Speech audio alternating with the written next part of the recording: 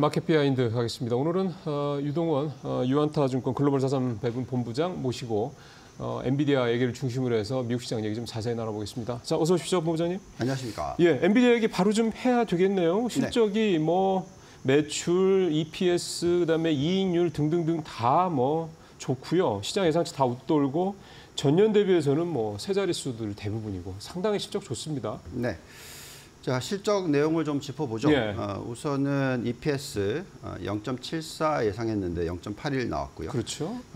그리고 매출 330억 달러 정도, 331억 달러 정도 예상했는데 351억 달러가 나왔습니다. 네. 그 이외에 데이터 센터도 뭐 291억 달러 예상했는데 지금 308억 달러. 예, 이것도 좋죠. 또 이제 미래 가이던스도 371억 달러 대비해서 375억 달러. 5억 달러. 예. 네, 뭐 숫자들 다 좋고요. 근데 주가가 지금 좀 빠졌다가 지금 많이 회복을 한 상황인데요. 시간 외에서. 이런 현상을 가지고 또 걱정들 하실 것 같습니다. 근데 네, 2분기에도 실적 발표 나오고 나서 거의 뭐 그 다음날 8% 빠졌었고요. 맞아요. 예, 네. 그리고 계속 빠졌다가 거의 뭐 100불 근처까지 내려갔었다가 지금 얼마죠?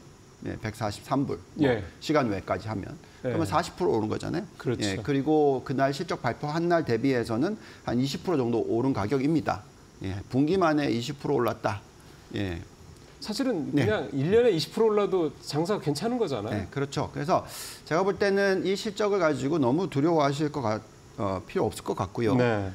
가장 중요한 거는 그만큼 데이터 센터의 수요가 강하다라는 것. 그리고 AI 사이클에 있어서 가장 중요한 핵심 포인트는 하드웨어와 소프트웨어 두 개가 다 같이 동시에 다발적으로 일어나는 건데 그렇죠. 그 하드웨어의 가장 핵심이 바로 데이터 센터이고 그렇죠. 네. 거기에 들어가는 가장 중요한 칩이 엔비디아 칩이다. 예, 예. 예, 그렇게 보시면 되겠고 엔비디아는 지금 동시다발적으로 하드웨어뿐만이 아니라 소프트웨어 쪽에도 투자를 늘려나가고 있습니다. 예. 그래서 많은 분들께서 이제 과거에 닷컴 버블 붕괴가 일어났었을 때와 비교를 하면서 걱정들을 많이 하시는데 그렇게 걱정하실 필요 없지 않을까. 왜냐하면 엔비디아라는 종목은 98년도 아시아 금융위기 그리고 2000년도 닷컴 버블 붕괴 때 상장이 된 주가예요. 네. 주식이에요. 그래서 닷컴 버블 붕괴되고 난 뒤에부터 주가가 엄청나게 올랐거든요. 엔비디아가. 예, 엔비디아가. 그래서 빠질 때도 올랐습니다. 전체 시장 자체가. 예, 그래서 아마 젠슨 황이 굉장히 준비를 잘하고 있지 않을까라는 글쎄요. 저는 생각하고 있고요. 네.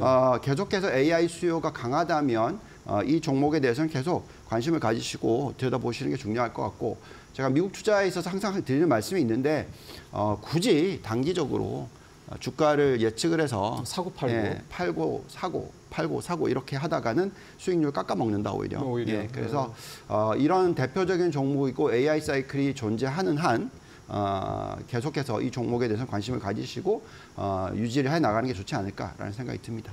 예, 사실은 이익률 같은 건 보더라도 이 회사가 얼마나 좀 이제 AI 반도체 시장, 그 AI 생태계 쪽에서 얼마나 압도적인 지위를 차지하고 있는지를 참 알 수 있습니다. 네. 우리나라 제조업체들 평균 이익률이 뭐 한 5, 6% 정도 얘기를 하는데 야, 이게 뭐 75% 이건 참 대단합니다. 어쨌든 엔비디아의 현재 상황은 여전히 순항을 하고 있다는 얘기고 뭐 최근에 블랙홀 관련 노이즈 나왔던 거 이런 부분들도 사실 오늘 뭐 아직 속보상으로 언급이 나온 거는 제가 아직 못 봤는데 네. 이 부분도 결국은 오늘 시장에서도 그렇고 뭐 별 크게 의미를 가질 필요는 없지 않냐 이렇게 좀 봐도 되겠군요. 그렇죠. 그 내용은 벌써 이틀 전에 나왔던 내용이고요. 그러니까요. 예, 그 이후에 이미 벌써 주가는 그 관련된 뉴스는 다 소화했다라고 보시면 될 것 같습니다. 맞습니다. 네. 자, 그렇다면 이제 엔비디아가 순항을 하고 있다. AI 반도체 시장이 계속해서 성장을 하고 있다는 우리가 엔비디아 실적에서 확인했기 때문에 지금 사실은 오늘도 시장에서 보면 혼조세로 마감됐던 이유도 우크라이나 전쟁 확전에 대한 우려감들이 있었다니까 어떻게 보면 이제 이 시장 외적인 얘기들이었던 건데 그 부분도 사실은 오늘 시장에서는 결국은 뭐 크게 시장을 좌우하거나 이럴 정도는 아니다 이렇게 봐야 되겠네요. 그 정도로 바람이 강하다 이렇게 봐야 되겠군요. 네. 올해 연초 대비해서 S&P 500과 나스닥이 오른 폭을 보시면 네. 두 자릿수이기도 하고 두 자릿수보다 더 앞자리가 2자죠. 네. 그렇죠. 10%대 상승률이 아니라 지금 20%가 훨씬 넘는 상승률을 연초 대비해서 보여주고 있어요. 네. 심지어 중소형주들도 거의 뭐 10%대 중반 정도 상승률을 보여주고 있기 때문에 이런 대선의 해에 이 정도 많이 올라가는 건 역대 최고치 중에 하나다. 그렇죠. 그렇기 때문에 이런 전쟁 뉴스 같은 걸 가지고 주가에 흔들림이 있다라는 것은 너무 많이 올랐으니까 어떤 그 핑계거리죠. 그렇죠, 그렇죠. 그래서 저희는 크게 걱정을 하지 않고 있고요. 결국은 이 AI 사이클이 훨씬 더 중요하고 더 강하다라는 것을 경제 지표에서 나타나고 있다라고 보시면 되겠습니다. 네. 지금 이 AI 사이클이 어느 정도 전개가 되고 있는지에 대해서 좀 우리가 분석을 할 필요가 있겠는데요. 네. 보시면은 지금 이 과거 인터넷 사이클이 들어왔었을 때 처음에 도입기에서 전체 인구 수로 계산했었을 때 2000년도 닷컴 버블이 붕괴되기 전까지 전 세계의 인터넷 침투율이 겨우 6%밖에 안 됐어요. 그렇지만 미국은 침투율이 거의 50%였습니다. 그만큼 속도가 빨랐었던 그렇죠. 거죠. 지금 현재의 그 챗GPT로 봤었을 때 글로벌 침투율은 굉장히 낮아요. 한 2, 3%밖에 안 됩니다. 그래서 아직까지 2000년 닷컴 버블 가려고 하면 시간이 멀었고요. 미국은 이미 또 이 AI 관련된 이 챗GPT를 이용하는 빈도수가 거의 인구의 40%까지 확대가 됐다, 이미. 벌써요? 네, 그래서 결국은 그만큼 하드웨어를 많이 깔고 있는 게 미국이다라는 겁니다. 그래서 지금 글로벌 AI 인덱스라는 게 있어요. 한번 올려주시면. 그 다음 장 볼까요? 뭐 너무나 차이가 많이 납니다. 지금 미국을 100으로 잡으면 중국이 겨우 50 넘고요. 나머지 국가들은 다 20, 30대. 사실 저렇게 인덱스로 봐서 볼 때 뭐 그렇게 많이 차이 나는 것 같지 않다라고 생각하실지 모르겠는데요. 지금 미국과 중국이 지금 인덱스 차이가 절반이지 않습니까? 그렇죠. 50%인데 실질적인 연산 능력, 그러니까 이 AI를 구동하고 서비스를 만들어내는 연산 능력의 차이는 12배입니다. 미국과 중국의 차이도. 실제 활용도는 훨씬 더 차이가 많이 난다 이거군요.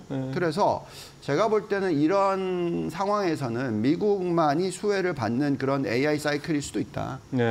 그렇게까지도 얘기할 수 있을 것 같고요. 물론 미국의 AI 사이클이 확정되는 데 있어서 도움을 주는 국가들, 뭐 우리나라나 대만, 또 베트남이나 인도, 이런 국가들이 당연히 수혜를 같이 받을 수 있다라고 생각을 하겠고요. 어쨌든 미국 경제는 강합니다. 한번 보시면은 지금 GDP 성장률 4, 4분기가 2.5% 예상이 되고 있거든요. 오른쪽 막대 그래프 보시면 됩니다. 그리고 왼쪽도 마찬가지입니다. 그러니까 전분기 대비해서 2.5%인데요. 저 숫자가 얼마나 높은 건지를 좀 상상을 해보시면 1년 전에 GDP가 얼마나 올랐죠? 저기 보시면 3.2% 올랐어요. 거기다 대놓고 또 2.5% 오르는 겁니다. 그렇죠. 정말 강한 경제다. 그래서 지금 이런 상황에서는 계속해서 우리가 이제 AI 사이클에 대해서 기대치를 높여 가셔야 됩니다. 이 AI 사이클이 계속적으로 가속화되면 될수록 GDP 성장률의 어떤 차이를 보시면요. 한번 띄워주시면 GDP 성장률 중에서 지금 이제 생산성이 높아지는 비중이 70%가 넘는다. 이미 2012년부터 그렇게 만들어지고 있고 앞으로 계속될 것이다. 그리고 사실 보시면 저 때부터 이 성장주가 또는 IT 업종이 S&P 500을 계속해서 리드해 나오고 있습니다. 그런 모습이 장기적으로 이어질 것 같다라고 생각이 들고요. 많은 분들께서 지금 뭐 가치주 사야 되는 게 아니냐라고 얘기를 하시지만 저는 뭐 아직 멀었다. 성장주 특히 AI 관련주에 대한 관심이 너무나 중요하다라고 말씀을 드리겠고 뭐 여러 가지 다른 데이터를 보더라도 아무리 빨리 걱정을 하더라도 2028년 돼야 된다. 다음 차트를 좀 넘겨주시면 이게 이제 노동 생산성의 비교 얼마나 지금 미국이 빠르게 올라가고 있느냐 하는 부분이고요. 그 다음 또 넘겨주시면은 이 베인앤컴퍼니에서 예측하고 있는 지금 뭐 연복리 40에서 55% 정도를 언제까지 2027년 말까지 AI 산업이 성장을 할 거다라고 지금 예측이 되고 있어요. 결국 무슨 얘기냐면 미국의 GDP가 2030년까지 최소 한 16%포인트 정도 더 나온다. AI 때문에. 이건 엄청난 숫자입니다. 그래서 이런 부분을 감안했었을 때 글쎄요. 뭐 아까 시작을 우리가 엔비디아를 가지고 시작을 했는데 전체적인 AI 산업과 미국의 경제가 얼마나 강할지 또 트럼프 집권 아래에서 일론 머스크가 이 혁신 산업의 리더로서 자리를 매김했을 때 어떤 변화가 일어날지 저는 사뭇 좀 기대를 하고 있습니다. 참 대단합니다. 저는 사실은 굉장히 눈에 띄게 봤던 게 이 생산성 부분인데요. 네. 이게 결국 이제 성장성과 관련된 부분인 거고 보통 이제 좀 대부분의 나라들이 고령화, 이 저출산 이 문제 때문에 생산성도 좀 줄어들고 고용도 줄어들고 이런 게 다 똑같이 나타나는 세인데 미국만은 고용도 고용이지만 생산성 증가가 이게 엄청난데 그게 지금 말씀하신 대로 AI인 거고. 네. 이렇게 간다 그러면 정말 미국과 다른 나라들과 미국을 제외한 다른 나라들과 간의 이 경제력의 또 경제 규모의 또 효율성의 생산성의 차이가 계속 복리로 벌어진다라는 건데 네. 이게 2030년까지만 말씀을 하셨지만 이게 더 뒤로 생각을 한다면 이 차이가 너무너무 압도적으로 벌어지지 않겠냐. 약간 좀 무섭다는 생각 먼저 좀 듭니다. 네. 자 이제 우리 쪽 얘기로 이제 돌아와서요. 네. 결국 이제 뭐 우리 투자자분들 많이 생각하시는 게 이게 이제 우리나라 주식시장, 우리나라 이제 뭐 소위 말하는 삼성전자, SK하이닉스 이런 반도체 또 관련 업계에 뭔가 후풍이 될 수 있을 것이냐 이 부분일 텐데 네. 어떻게 보세요? 훈풍이 될 수 있죠. 근데 이제 과거에 우리가 1998년 IMF 위기 이후에 예. 인터넷 사이클이 굉장히 확장성이 나타나면서 엄청난 수혜를 받았죠. 우리는 IT 강국이니까. 네네. 그래서 이번에도 그렇게 수혜를 받을 수 있을까 하는 부분에 있어서의 좀 분석이 필요하겠는데요. 맞아요. 그래도 어쨌든 이 엔비디아 칩이 많이 팔리면 팔릴수록 HBM의 수요는 많이 뭐 당연히 필요하겠죠. 늘어나겠죠. 네. 여기서 이제 다행스러운 거는 SK 하이닉스가 납품을 하고 있어서 그런 그렇죠. 거고요. 여기에 또 기대를 해보는 거는 삼성전자도 할 수 있을 것이다. 그렇죠. 그리고 네. 그렇게 된다라고 생각을 했었을 때 여전히 어쨌든 HBM 이것도 하드웨어죠. 그러니까요. 여기에 시장 점유율이 우리나라가 아무리 못해도 한 70%는 유지하지 않을까? 7, 80% 정도 유지하지 않을까? 그게 우리가 옛날 레거시 반도체라고 해서 맞아요. 뭐 메모리 반도체 중에서 핸드폰에 들어가는 뭐 낸드라든지 등등 네네네네. 보시면 우리나라가 SK 하이닉스와 삼성전자 두 개의 회사가 시장 점유율 80%를 차지했었으니까 조금 낮아질 수는 있는데 뭐 마이크론이나 이런 데서 좀 들을 테니까. 그렇지만 여전히 뭐 잘 하지 않을까라는 좀 기대를 가지고 있고요. 제가 더 걱정하는 부분은 사실 반도체뿐만이 아니라 이제 이 반도체 시장이 하드웨어가 성장하는 것뿐만이 아니라 이제 앞으로는 소프트웨어죠. 소프트웨어를 네. 빠르게 성장을 시킬 겁니다. 그래서 우리가 가지고 있는 시간이 그렇게 많지 않아요. 옛날에는 하드웨어 들어오고 소프트웨어 들어오고의 총 AI 사이클이 죄송합니다. 네. 인터넷 사이클이 20년짜리였다면 네. 이번은 뭐 한 7, 8년짜리일 거란 말이죠. 네. 그렇다면 우리가 빨리 이 소프트웨어 쪽도 쫓아가야 되는데 그걸 못하게 되면 결국 우리의 매출이 상당히 어려워질 수도 있다. 뭐 예를 들면 우리가 자동차 판매를 많이 하잖아요. 네. 근데 테슬라가 FSD를 시작을 하면 FSD를 또 팔겠죠. 그래서 우리는 매출 중에서 상당 비중이 이 FSD 쪽에서 뺏길 수 있는 부분이 있잖아요. 맞아요. 그래서 그런 소프트웨어에 대한 우리가 준비가 굉장히 필요하지 않을까 하는 생각이 들고요. 예. 뭐 어쨌든 간에 우리가 좀 기대해 보는 것은 삼성전자와 SK 하이닉스는 그래도 HBM 시장에서의 강자들이다. 그래서 앞으로 어느 정도 우리나라를 좀 버티게 해줄 수 있는 그런 힘이 되지 않을까라는 생각은 가져보고 있습니다. 예. 최근에 그 현대차 움직이는 걸 보면 확실히 소프트웨어 쪽으로 굉장히 좀 투자도 많이 하고 네. 인재도 많이 뽑고 하는 걸 보면 좀 본부장님 말씀하시는 것처럼 이제 단순히 하드웨어만 가지고 승부를 내는 시대는 지났다라는 부분에 대해서 좀 우리 큰 기업들도 좀 잘 알고 있지 않느냐 그런 생각이 좀 듭니다. 네. 자, 좀 테슬라 얘기를 잠깐 하셨기 때문에 네. 좀 더 완전 주행 얘기도 하셨고 지금 정권 인수팀에서 완전 주행과 관련돼서 그거에 대한 통제권을 이제 각 주에다 두는 게 아니라 이제 중앙에서 연방에서 통제하겠다 이런 얘기도 좀 했어요. 전체적으로 완전 자율주행에서는 규제 완화 쪽으로 굉장히 좀 급물살을 타고 있다는 생각이 듭니다. 결국은 테슬라가 물론 제일 큰 수혜를 받겠지만 이게 전체적으로 이제 이쪽 전기차라든가 배터리라든가 전체적으로 이쪽 생태계에 어떤 변화가 있을지 이 부분도 좀 한번 말씀을 좀 주시면 좋겠습니다. 네. 이번이 어떻게 보면은 그 트럼프가 당선이 되고 이 테슬라의 일론 머스크가 혁신 거의 뭐 헤드로 예. 앞장서게 됨으로 인해서 지금 미국 시장의 주가 흐름을 보시면은 이번 사이클이 굉장히 빠르다. 과거처럼 인터넷 들어오는데 5년, 하드웨어 까는데 5년, 그다음에 뭐 고정자산 투자 늘어나는데 또 5년, 그리고 나서 인터넷 온 띵이라고 해서 예. 소프트웨어가 들어가는데 또 10년 그래서 뭐 총 20년짜리가 들어오는 거하고는 완전히 다른 예. 모습이다. 예. 굉장히 빠릅니다. 왜냐하면 이 엔비디아가 칩을 이제 공급하기 시작하고 데이터 센터가 만들어지기 예. 시작한 게 겨우 한 뭐 AI 데이터 센터가 만들어지기 시작한 게 2년밖에 안 되는데 그렇죠. 여기서 이제 지금 보시면 최근에 주가 흐름들을 보시면은 소프트웨어 종목들이 막 튀어요. 또 뭐 팔란티어 뭐 이런 회사들 말씀하신 거죠? 우주항공 회사들도 예, 튑니다. 예, 예. 이게 이 기술력의 혁신 사이클이 굉장히 지금 가속화되고 빨라지고 있다라는 것을 정확하게 얘기해 주는 겁니다. 어제도 또 이제 트럼프 대통령이 그 스타쉽 그 6번째 시험 발사에 참관을 했어요. 맞아요. 예, 그래서 그런 모습들을 보면서 앞으로 얼마나 빠르게 이 산업들이 급격하게 성장을 할까. 그래서 저는 보통 이런 신성장 산업에 대해서 투자를 빨리 하지 않아요. 언제 하냐면 현금 흐름이 흑자 전환을 하거나 네. 순이익이 흑자 전환을 했었을 때 투자를 하는데 지금 로켓 산업들의 이 주가 움직임 흔히 지금 상장되어 있는 것 중에 가장 대표적인 게 로켓랩이라는 게 있는데요. 예. 주가가 지금 뭐 아직까지 적자거든요. 심한 적자인데도 네. 주가가 폭등을 하기 시작했어요 이미. 그래서 이런 모습들을 보고 있으면 시장이 뭔가 나한테 얘기를 해주는 게 아닌가.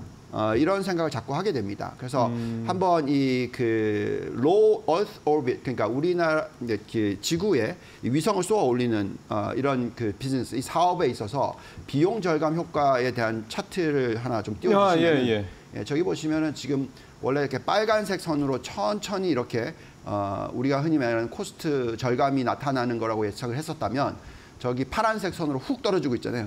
저게 바로 일론 머스크가 하는 일입니다. 저렇게까지 비용이 빨리 줄어든다고요? 네. 그래서 흑자 전환이 굉장히 빨라질 수 있다라는 부분이 되겠고요. 또 트럼프가 이제 당선이 됐기 때문에 뭐 이주 노동자 추방 공약 얘기했었잖아요. 맞아요. 예. 그럼 이렇게 되면은 점차적으로 또 뭘 해야 되죠? 자동화를 가속화시켜야 된단 말이죠. 경제 성장 유지하려면. 그래서 미국은 지금 모든 부분들이 앞장서 나가겠다.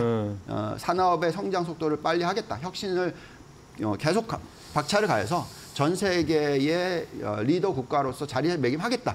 이렇게 지금 가고 있습니다. 그래서 우리가 거기에 대해서 이제 준비를 해야 되는 거고 기대도 해야 되는 것이고 또 너무 두려워할 필요는 없고 최선을 다하면 좋은 결과가 있지 않을까라는 생각을 하게 됩니다. 예, 자율주행도 그렇고 로켓가 항공, 우주항공 쪽도 그렇고 아까 이제 결국 이제 고용 문제잖아요. 네. 지금 불법 이민자를 이렇게 대대적으로 추방하겠다는 것도 결국은 거기서 비어지는 공백이 생길 수 있는 이런 부분에 대해서 그거를 말씀하신 자동화 또는 로봇 이런 걸로 그렇죠. 대체하겠다. 로봇이 또 들어올 수 있죠. 이런 계산을 하고 좀 그렇게 얘기를 한다 이런 건데 그 백그라운드에는 머스크가 있는 거고 또 그렇죠. 머스크가 또 휴머노이드라는 또 테슬라에서 그런 로봇 또 부분을 갖고 있고 등등 참 기승전 머스크라는 생각이 오늘 말씀드리면서 또 다시 듭니다.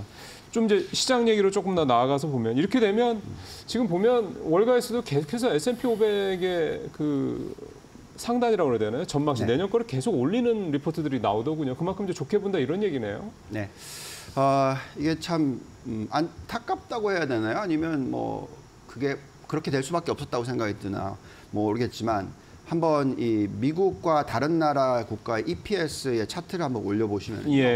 이게 이제 확연하게 차이가 나기 시작하는 부분이 보시면은 2016년부터 시작해서 지금 보시면 이제 2014년, 15년부터 이제 벌어지기 시작하더니 쭉 올라가죠.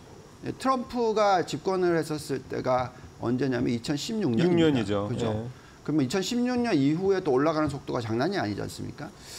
이게 이제 무슨 얘기냐면 중국이 좀 섣부르게 빨리 발톱을 드러냈었죠. 그렇죠. 그러면서 자기네들이 그 1등 국가가 되겠다. 그리고 자기네들의 기술력이 미국을 초월했다. 뭐 이런 발표들 막 했고요. 뭐 특허가 더 많다. 뭐 슈퍼컴퓨터가 더 많다. 뭐 이런 게 언론에 엄청나게 많이 나왔었고요. 그리고 그 언론에서 나오는 뉴스를 가지고 우리나라도 중국으로 너도 나도 갔단 말이죠. 그리고 나서 20년이 지났습니다. 그래서 10년, 20년이 지나면서 지금 현재 상황은 오히려 정반대가 됐죠.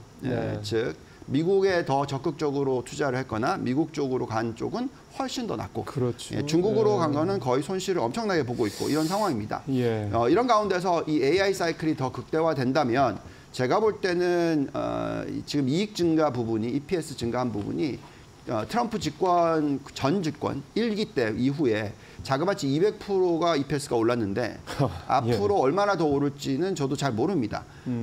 아마도 최소 1년에 두 자릿수는 오른다라고 저는 생각이 들어요. 그렇다 보니까 그렇게 되면 S&P 500이 계속해서 1년 동안에 두 자릿수의 상승률을 계속 보여주는 그게 복리로서 앞으로 트럼프 집권 아래에서 한 4년 동안 이어질 수 있는 가능성은 충분히 열어둬야 되겠고요. 물론 그렇다고 해서 마냥 미국만 좋으냐? 그렇지 않을 수도 있죠. 왜냐하면 미국이 다른 나라의 팔을 비틀어서 관세 올리고 그리고 우리나라 뭐 예를 들면 무역수지 흑자 폭이 약 한 65조 정도 되는데 그걸 다 없애버리고 네. 그렇게 한다 그러면은 우리나라도 엄청나게 피해를 보기 그럼요. 때문에 우리나라가 점점 미국을 더 싫어하게 되겠죠. 근데 뭐 사실 그게 우리나라뿐만이 아니라 전세가 다 그렇게 되면 오히려 또 미국은 큰 위기에 봉착할 수도 있겠죠. 그래서 물론 나중에 되면 그런 리스크가 생길 수도 있습니다만 어쨌든 지금은 예. 여전히 아메리카 온리의 정책을 펴고 있는 미국이기 예. 때문에 이번 사이클이 그래도 앞으로 몇 년은 더 간다. 그래서 요 차트 한번 올려주시면은 그 length of expansion이라고 해서 경기가 얼마 정도 좀 다음입니다. 죄송합니다. 얼마나 계속해서 이어질 수 있을지 좀 넘겨주십시오. 다음으로 네네 좀 넘겨주시면 그 다음 겁니다. 다음으로 넘겨주십시오. 네. 네네. 보시면은 이제 과거에 1991년도에 인터넷 사이클 9년 10년짜리 그 다음에 이제 2009년에 IoT의 11년짜리 지금은 이제 AI 사이클에 이제 겨우 4년 정도. 정말 길게 보더라도 4년 정도 됐으니까 네, 글쎄요. 얼마나 네. 더 갈지는 좀 기대를 해보셔야 될 것 같고요. 그렇다면 내년도에 S&P 500 앞자리가 6자로 바뀌는 뿐만이 아니라 7자도 볼 수 있다. 내년 연말쯤 됐었을 때. 그리고 야데니 리서치에서 얘기하는 거는요. 2030년까지 만도 볼 수 있다. 뭐 이렇게 얘기를 하고 있는데 우리의 계산상으로도 뭐 한 9천 정도까지는 충분히 갈 수 있지 않을까라고 판단이 들고요. 그게 이제 EPS가 얼마나 증가를 하느냐에 예. 따라서 또 AI 산업이 얼마나 지금 성장기, 그러니까 지금 확장기입니다. 얼마 전까지만 하도 도입기였고 네, 네. 이제는 완전 성장기로 예. 접어들고 예. 이게 얼마나 갈지를 보시면서 판단하시면 될 것 같고 그것을 판단하기 전까지는 굳이 미국 주식을 던지겠다 아니면 뭐 좀 더 기다렸다 사겠다 이런 정책은 전략은 좋지 않지 않나라는 생각을 하게 됩니다. 저는 좀 그런 생각이 드네요. 이렇게까지 어떤 뭐 투자라든가 기술 발전이라든가 또는 어떤 최신 기술, 지금이야 이제 AI지만 20년 전에는 그게 이제 인터넷이었고 30년 전에 인터넷이었고.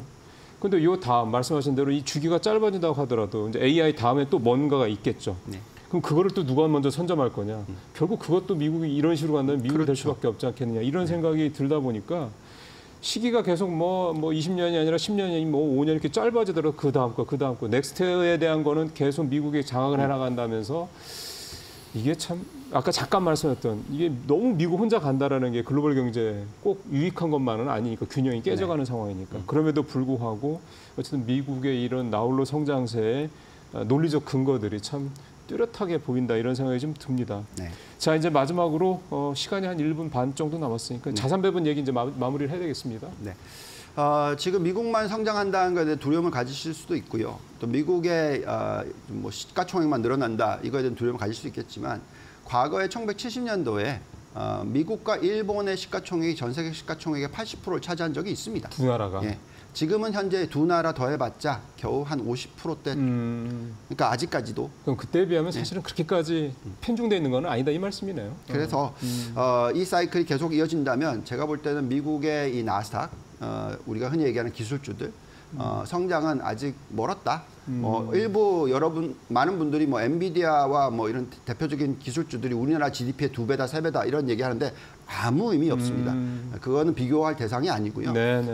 그렇기 때문에 우리는 계속해서 나스닥 100 위주의 투자를 하셔야 된다고 생각하고요. 네. 또 포트폴리오를 좀 올려주시면 대형 기술주나 뭐 AI, 하드웨어, 반도체, 소프트웨어 이런 쪽에 대한 투자를 계속적으로 적극적으로 하셔야 되고 성장주에 대한 비중을 85% 투자를 하는 것이 지금은 적절한 전략이다. 뭐 그 이외에 여러 가지 뭐 전기차라든지 신재생 에너지나 기타 에너지, 뭐 원자력 또는 뭐 로봇, 우주항공 이런 것들도 다 들여다보시면서 종목 선별을 좀 잘 하시면 글쎄요, 연말까지가 아니라 뭐 내년 말까지도 그러게요. 예, 계속해서 좋은 성과를 예. 올리시지 않을까라는 기대를 하게 됩니다. 사실 큰 방향성에서는 뭐 큰 변화가 없고 뭐 M7 조금 더 확장한다면 나스닥 100 중심의 투자의 거의 뭐 85% 거의 대부분을 이제 포트폴리오상 가져가도 뭐 별 문제가 없을 것이다라는 말씀으로 이제 오늘 마무리를 좀 하겠습니다. 오늘 말씀 잘 들었습니다. 감사합니다.